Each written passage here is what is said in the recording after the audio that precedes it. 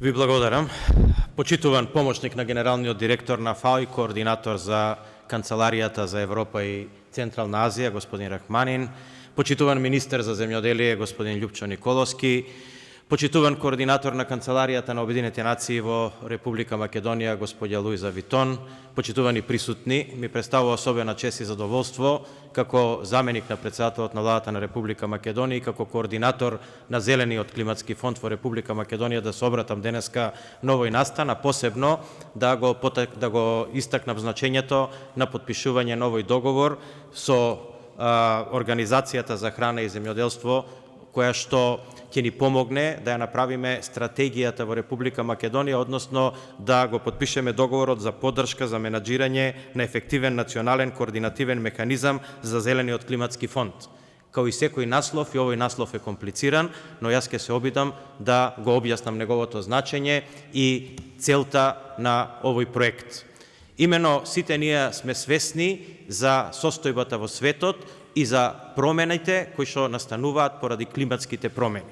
Од таа причина, Обединетите нации во рамките на своите буџети издвоија над 10 милиарди евра, кои што ќе бидат насочени за справување на земјите кои што се зафатени со климатските промени, да на некој начин се справат со последиците и предизвиците кои што настануваат од овие промени.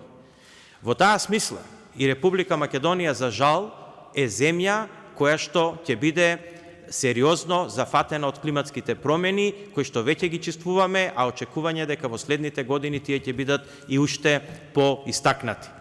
Тоа представува сериозен импакт во секојдневниот живот на граѓаните на Република Македонија во сите сфери. Освен во сферата на земјоделието, јасно ќе бидат афектирани и сферите на екологијата, на енергетиката, на индустријата, на транспортот, практично во сите сфери на живењето на граѓаните во Република Македонија.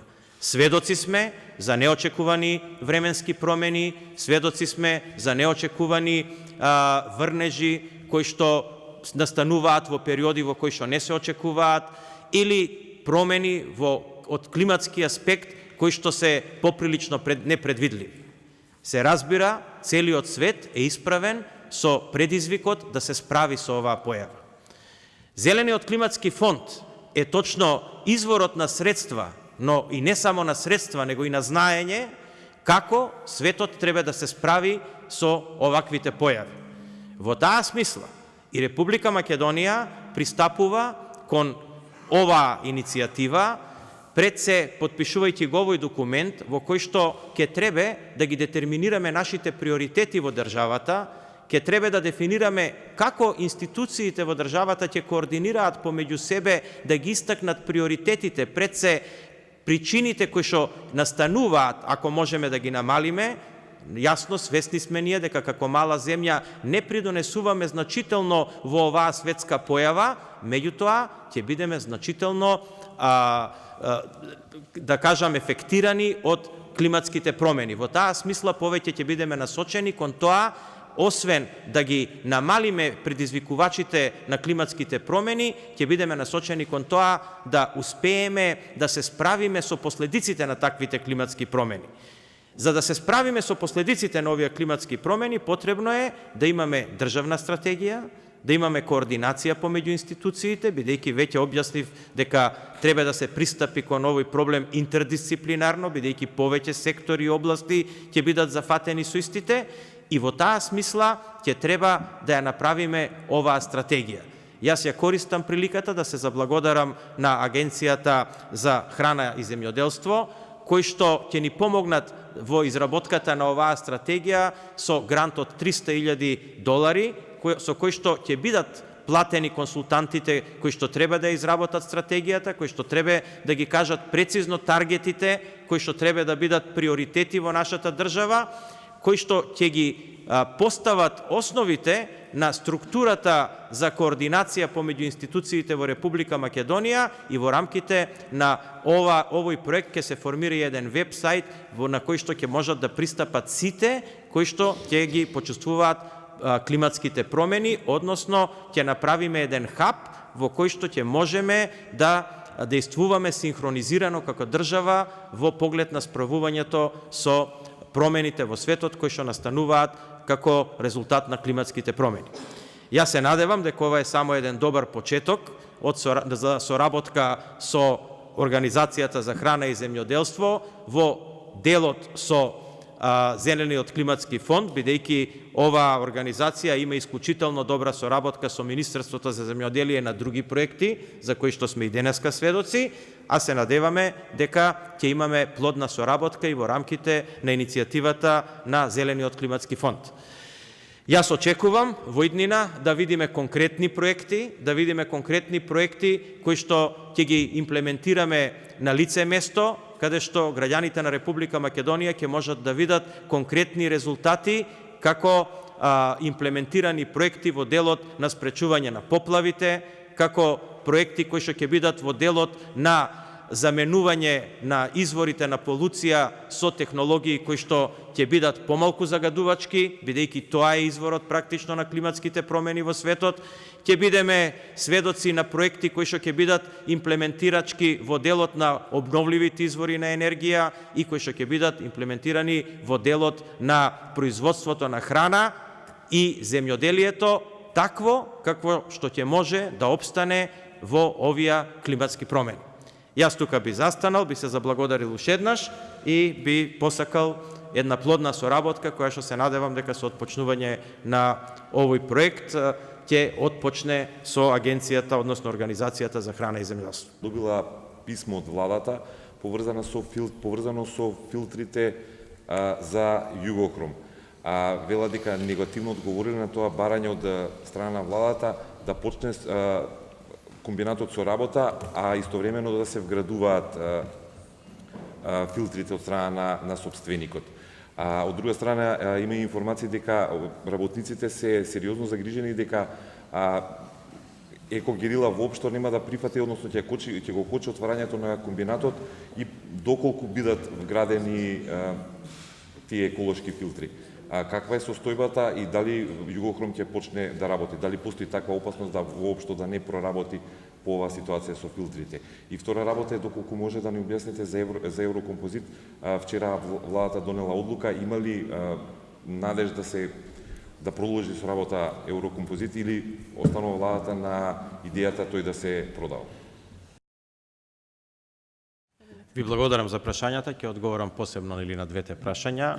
Првото прашање околу Југохром, мислам дека владата има јасен став.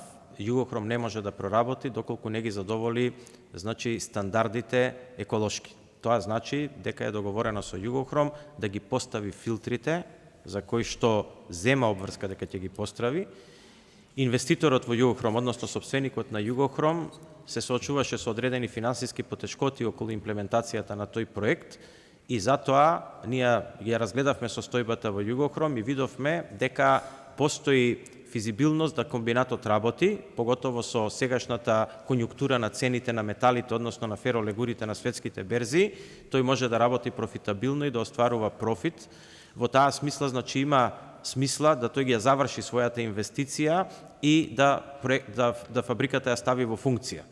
Од таа причина ние побаравме тој да се ја затвори финансиската конструкција, што тој го прави во моментот, и ја продолжи изградбата на филтрите.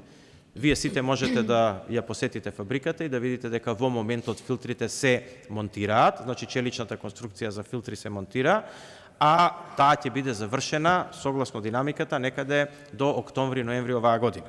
Тој касни се, значи, со тој проект, но тоа е пред се, значи, приватна фабрика и владата не може тука да се меша, значи, на приватниот инвеститор. Но она што владата го направи е тоа да го охрабри да он тоа го направи и воедно му помогна финансиски, односно ќе му помогне доколку тој ги донесе предвидените уште €1.000.000 за финансирање на филтерот од негова страна. Кога тој тоа ќе го исполни, владата дополнително ќе му даде €1.500.000 кредит од рамките на Македонската банка за поддршка и развој, за да може филтерот да го дозаврши.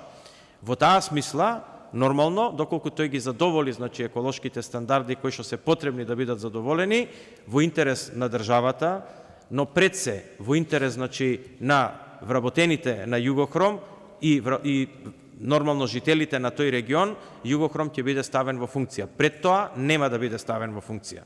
Она што ме прашавте, дали Екогерила или било која друга организација ќе дозволи или нема да дозволи некоја компанија да работи, никој не може да биде над институциите на системот, се разбира, институциите на државата се тие кои што дозволуваат или не дозволуваат некој да работи, се разбира, при тоа водејќи се од позитивните законски прописи. Што се однесува до прашањето за работењето на Еврокомпозит, да, значи проблемите во Еврокомпозит не се од вчера, тие се значи датираат 10 години уназад.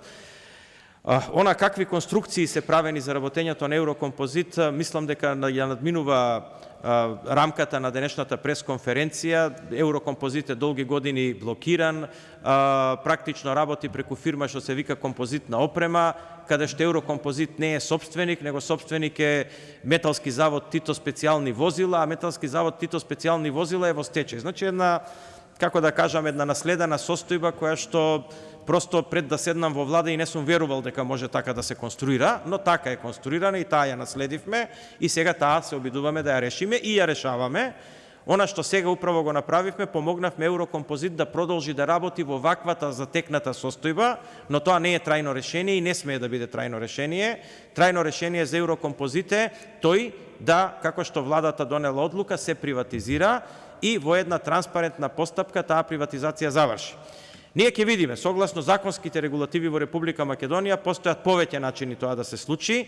Едниот начин е да се направи due diligence и да се направи тендерска постапка која што може да трае подолго, а вториот начин е, значи, да се искористи механизмот со оглед на тоа дека сметките на Еврокомпозит се веќе подолго време блокирани, односно согласно законот за стечај, тој ги исполнува условите да биде во стечај, но тоа не го правиме се додека не се најде инвеститор кој што ќе ја предложи реорганизација, значи реорганизација на компанијата, значи онака како што се случи во Фени. Стечаите не секогаш се негативни, некогаш се тие и позитивни и мислам дека оваа влада покажа капацитет и прв пат покажа дека може да заврши стечај така како што завршува секаде во светот на позитивен начин, без испуштање на работници и со продолжување на континуирано работење на фабриките. Тој модел ќе се обидеме да го примениме и на Еврокомпозит. Тој модел покажа резултат, но тој модел покажува резултат само ако имате честни намери и имате, значи, капацитет да го спроведете.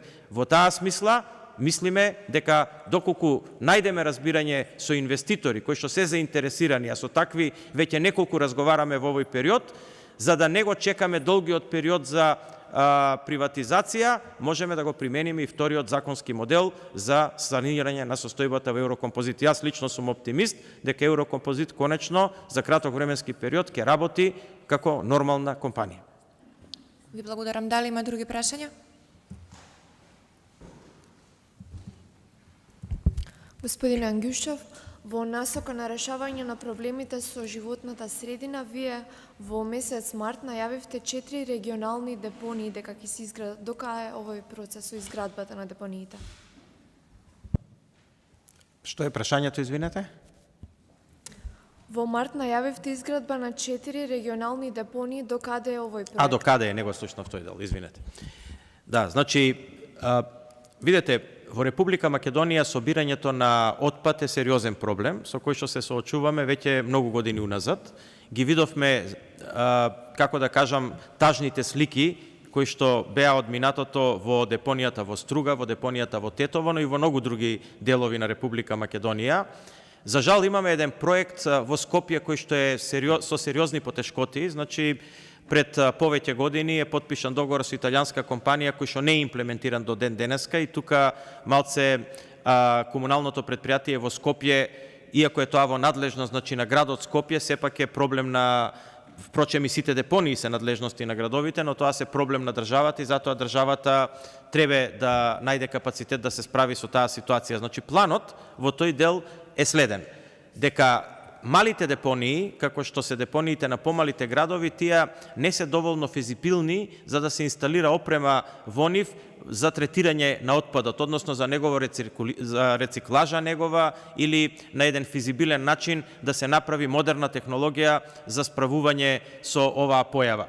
Затоа ценевме дека е потребно да се направат регионални депонии, каде што ќе се собире доволна количина на отпад, односно ќе се централизира нивното носење во неколку региони во Република Македонија и понатаму на еден од начините, без разлика дали ќе биде преку јавно-приватно партнерство или преку управување на опрема со кое што ќе управува јавно предпријатие или регионално предпријатие во државата, да се реши тој проблем.